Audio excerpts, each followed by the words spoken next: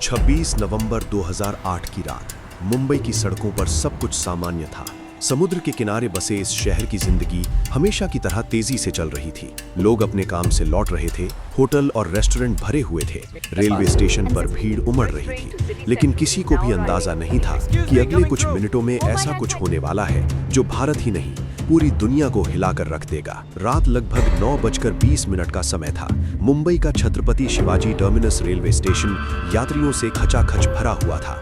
अचानक भीड़ के बीच से दो युवक आगे बढ़े। उनके हाथों में बड़े बैग थे। कुछ ही सेकंड बाद उन्होंने अपने बैग खोले और फिर शुरू हुई गोलियों की बरसात। AK-47 राइफलों से लगातार गोलियां चलने लगी। लोगों को पहले समझ ही नहीं आ रहा था कि हो क्या रहा है। कुछ लोग सोच रहे थे कि शायद पटाखे फूट रहे हैं, लेकिन अगले ही पल लोग जमीन पर गिरने लगे। चीखों पुकार मच गई। लोग जान बचाने के लिए भागने लगे, लेकिन ये सिर्फ शुरुआत थी। मुंबई शहर पर एक साथ कई जगहों पर हमला किया जा रहा था।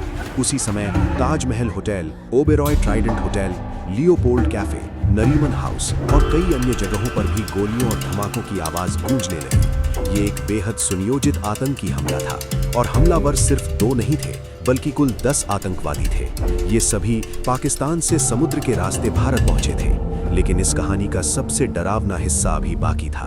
मुंबई पर हमला करने की योजना कई महीनों से बनाई जा रही थी। आतंकी संगठन लश्कर-ए-तैयबा के प्रशिक्षित आतंकियों को इस मिशन के लिए चुना गया था। इन आतंकियों को पाकिस्तान में विशेष प्रशिक्षण दिया गया था। उन्हें आधुनिक हथियार चलाना, बम बनाना और शहर में छिपकर हमला करना सिखाया गया था। उनका मिशन साफ था, मुंबई में ज्यादा से ज्यादा लोगों को मारना और पूरी दुनिया का ध्यान खींचना। 26 नवंबर की शाम ये आतंकी कराची से एक नाव में सवार होकर समुद्र के रास्ते भारत की ओर निकले। रास्ते में उन्होंने एक भारतीय मछली पकड़ने वाली नाव कुबेर को हाईजैक कर लिया। नाव के क्रू मेंबर को बंधक बना लिया गया और बाद में कप्तान को मार दिया गया। इसके बाद आतंकियों ने उसी नाव का इस्तेमाल करते हुए मुंबई के करीब पहुंचकर एक छोटी बोट से किनारे तक सफर किया। वे कोलाबा इलाके के पास समुद्र के किनारे उतरे और फिर छोटे छोटे ग्रुप में बंटकर अपने अपने निशाने की तरफ बढ़ गए। उनके पास AK-47 राइफल, पिस्तौल, ग्रेनेड, सैटेलाइट फोन और GPS डिवाइस थे। सब कुछ बेहद सुनियोजित था। सबसे पहले हमला हुआ लियोपोल्ड कैफे पर। ये जगह विदेशी पर्यटकों के बीच बहुत लोकप्रिय थी।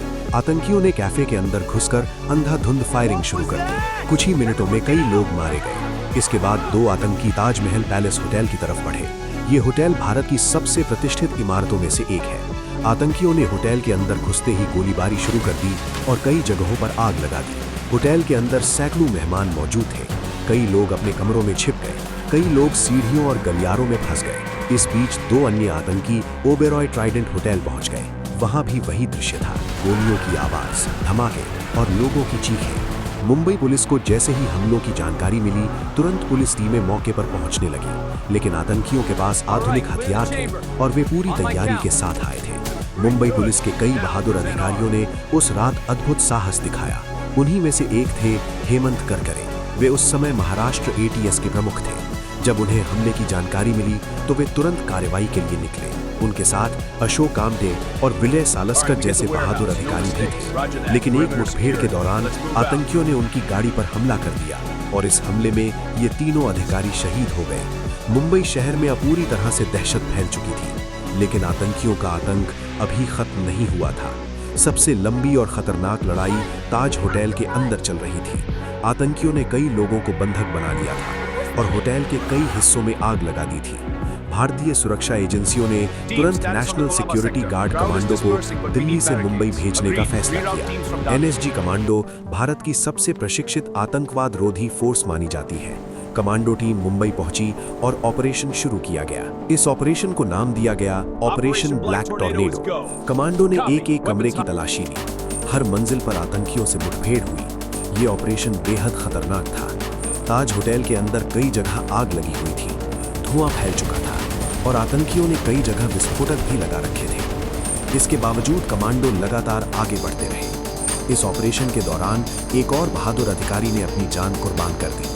वे थे मेजर संदीप उन्नीकृष्णन। वे NSG कमांडो टीम का नेतृत्व कर रहे थे। जब वे एक बंधक को बचाने की कोशिश कर रहे थे, तभी आतंकियों से उनकी मुठभेड़ हो गई। मेजर संदीप ने अपने साथियों से कहा, ऊपर मत आना, मैं संभाल लूंगा, और उसी लड़ाई में वे शहीद हो गए। उनकी बहादुरी आज भी भारत में प्रेरणा का स्रोत है।